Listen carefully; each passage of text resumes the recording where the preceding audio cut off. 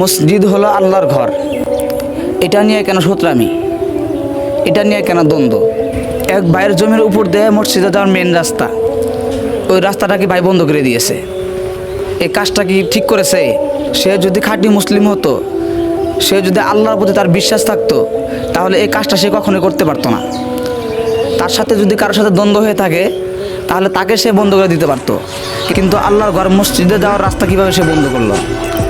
তার সামান দিয়ে মুসলিমের মসজিদে নামাজ পড়তে যায়, সেটা তার ভালো লাগে না, সেই জন্য সে মসজিদের রাস্তা বন্ধ করে দিয়েছে।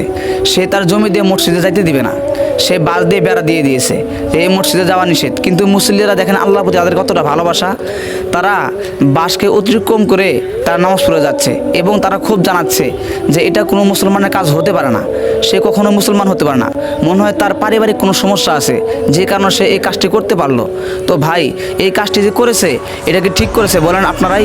যদি খারাপ করে থাকে তাহলে সকলেই কমেন্টে বলে যাবেন। ধন্যবাদ।